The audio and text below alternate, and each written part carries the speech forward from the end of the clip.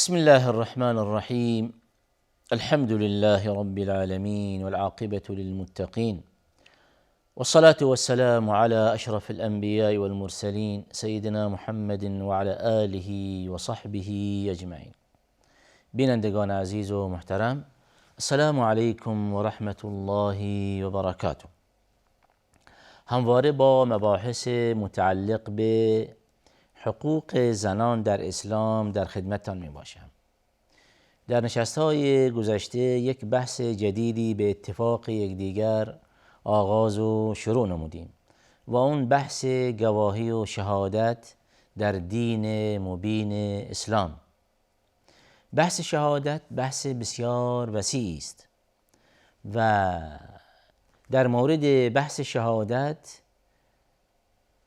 راهنمایی و ارشاداتی شده در قرآن کریم و در سنت پاک نبوی و عنوان شد در نشست گذشته بر این که در پاره‌ای از مسائل قشر زنان از ادای گواهی و یا شهادت معاف شدند و یا اینکه در مورد پاره‌ای از مسائل گواهی زن نصف گواهی مرد می باشد و در تمام این موارد در واقع اینها اجحافی در حق زنان نیست، بلکه دین مبین اسلام حقوق زنان در اینجا مراعات نموده، بار مسئولیت اونها کمتر کرده. چرا که بحث شهادت بحث مهمی است، یعنی بحث شهادت برای یک فرد مسئولیت است.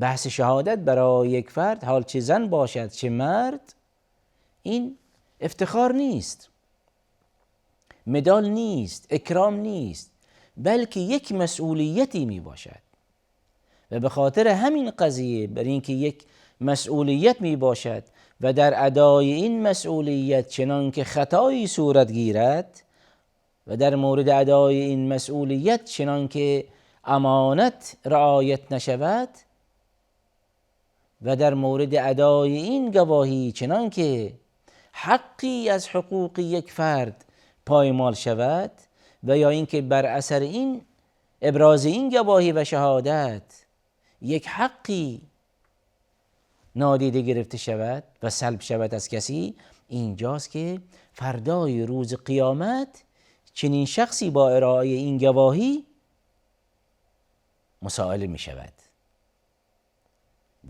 در دادگاه عدل الهی این شخص بایستی جوابگو باشد که چرا در چنین پرونده‌ای، در چنین تاریخی، در مورد چنین قضیه‌ای گواهی بنا حق ادا نمودی. والذین لا یشهدون الزور. قرآن کریم و در سنت نبوی به این قضایا به وفور آیاتی و روایت‌هایی داریم بر اینکه از خصال یک فرد مؤمن این است که به ناحق گواهی ندهد. یعنی نقطه مقابل این است که چنان که یک مسلمانی گواهی به ناحقی ادا نماید، یعنی این که ایمان از او سلب می شود، ایمان او ضعیف می شود.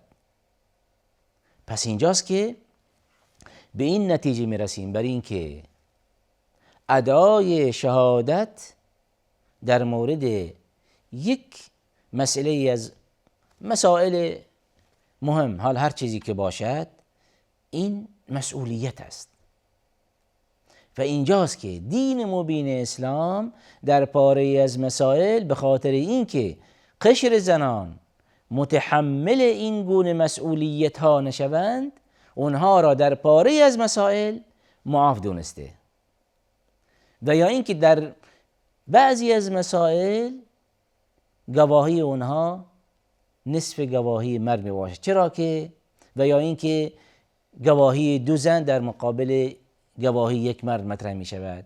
حال چرا؟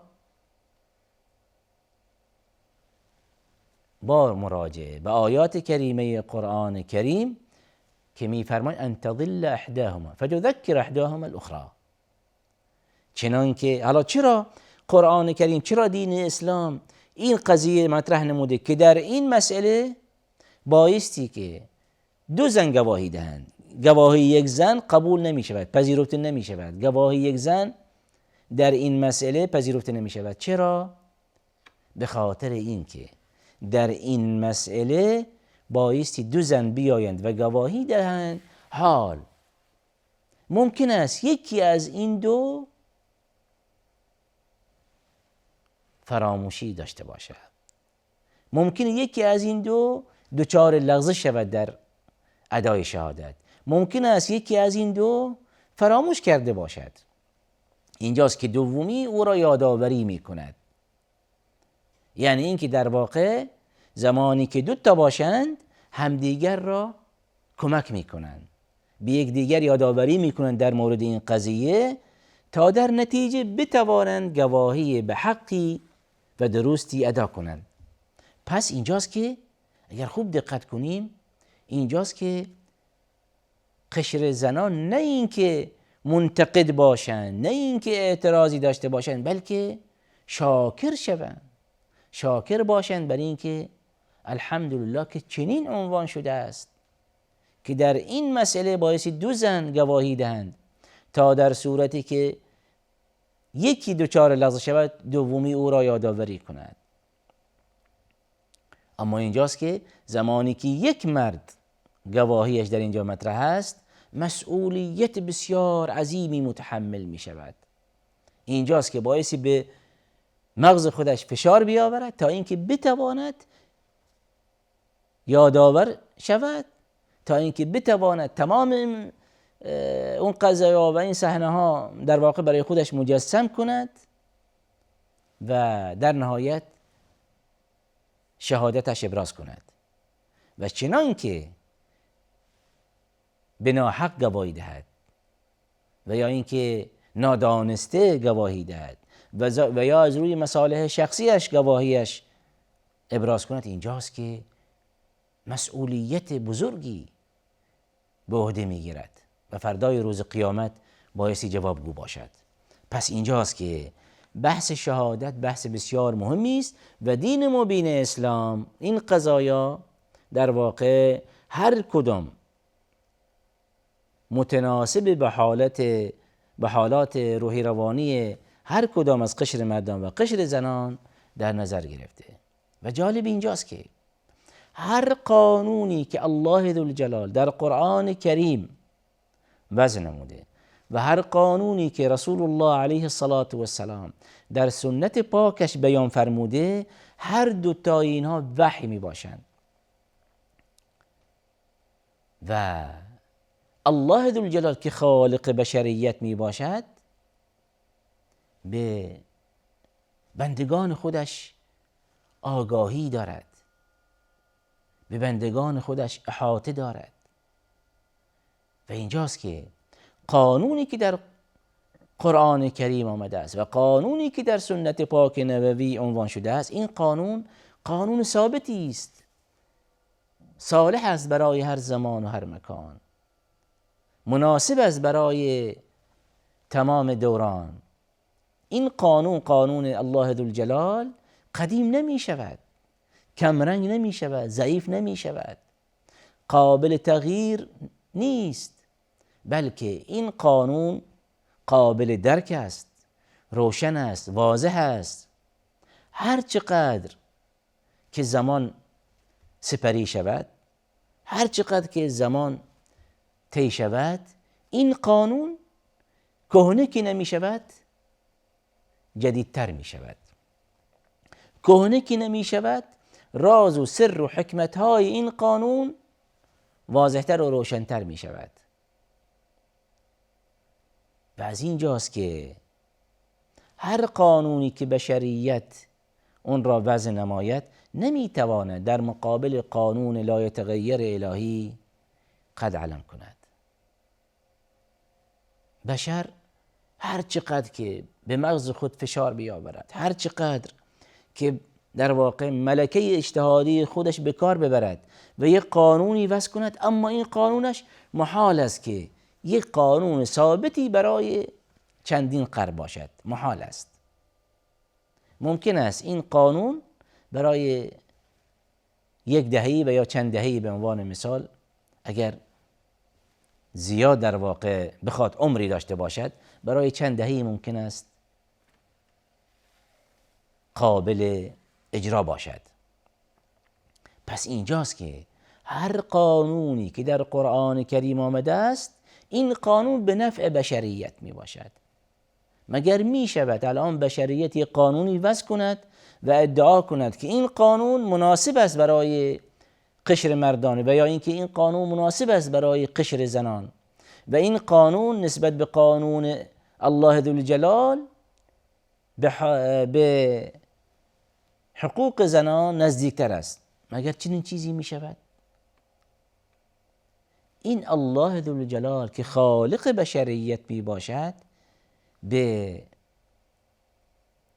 نهان اونها و به ظاهر اونها احاطه کاملی دارد. الله ذوالجلال قبل از این که این انسان خلق نماید، هنوز نطفه‌ای نیست، نطفه‌ای که منعقد می شود، جنینی، پارچه گوشتی که تشکیل می شود، جنینی که شکل می گیرد و همینطور این مراحل تکامل و مراحل رشد که طی می کند. الله ذوالجلال از همان ابتدای قبل از قرار دادن این نطفه، الله ذوالجلال به علم غیب او بر می گردد و احاطه کامل دارد که این نطفه در نهایت چگونه شکل می گیرد. این جنینی که شکل می گیرد ماده است و یا نر است. در مورد رزقش، در مورد عمرش، در مورد شقی بودن و سعید بودنش، اینا همه به علم الله ذوالجلال برمیگردد. توجه بفرمایید که ممکن است امروزه در واقع بشریت به لحاظ پزشکی چنین پیشرفتی داشته باشد که در نهایت بتواند تشخیص دهد که این جنینی که در شکم مادر شکل گرفته نر است یا ماده است. اما و این با علم خداوندی چه در تضادی است. یعنی این علمی است که به علم الله ذوالجلال برمیگردد و این علمی است که در اختیار بندگانش قرار داده است. پس این علمی است که الله ذوالجلال اون را به بندگانش بخشیده است.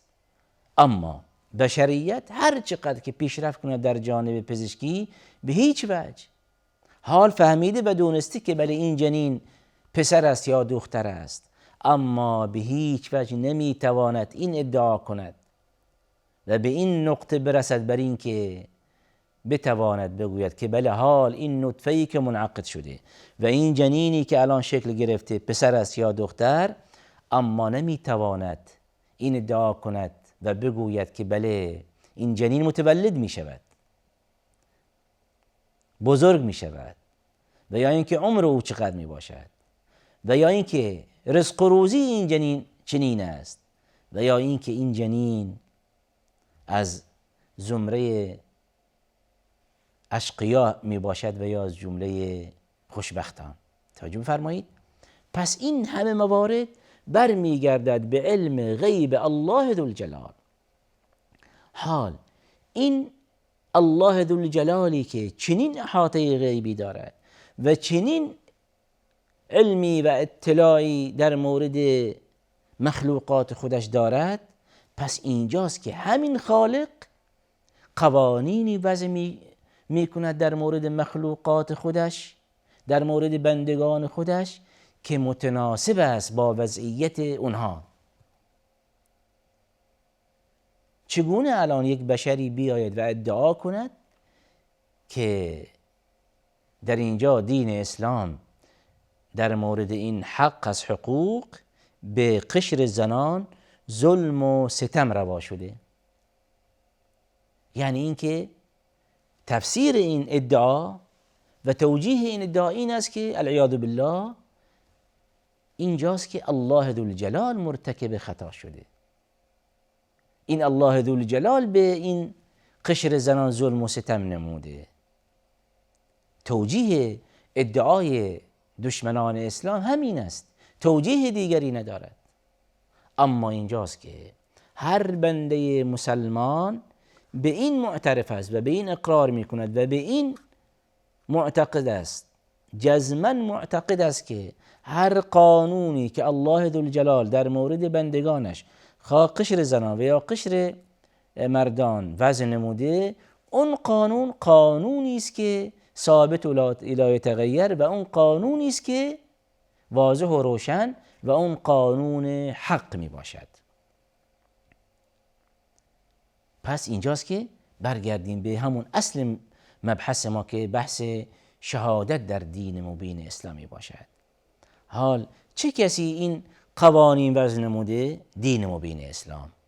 این قوانین برگرفته شده از قرآن کریم و سنت پاک نبوی. حال هیچ زنی نمیتواند ادعا کند که بله دین اسلام به ما قشر زنان ستم کرده، جفا نموده. این اعتقاد غلطی است. این اعتقاد خطرناکی است. یعنی اینکه پشت کردن به قرآن کریم و سنت پاک نبوی و تسلیم شدن به این شبهاتی که از جانب دشمنان اسلام القا شده است. از این بابت هر کدام از ما به عنوان یک بنده مسلمان و به ویژه خواهران مسلمان و به ویژه به علی الخصوص دختران ما که در واقع تحصیل کرده می باشند و در زمینه‌های مختلفی تحصیلاتی دارند، اما چرا تسلیم این گونه شبهات می شوند؟ به خاطر اینکه در جانب تحصیلات دینی، در جانب مراجعه به قرآن کریم و سنت پاک نبوی ضعیف عمل کردند و ضعیف عمل می کنند. پس با مراجعه به قرآن کریم و با مراجعه به سنت پاک نبوی و با مراجعه به توجیهات علمای بزرگ اسلام اینجاست که به این نتیجه می رسیم، برای اینکه تمام این شبهاتی که القا می شوند عاری از صحتند. تمام این شبهاتی که کم و بیش در رسانه ها، در فضاهای مجازی مشاهده می شوند، اینجاست که این شبهاتی که فقط و فقط از طرف دشمنان اسلام وضع شدند برای ضربه زدن به اعتقادات مسلمانان لا غیر. و آخر دعوانا ان الحمد لله رب العالمین.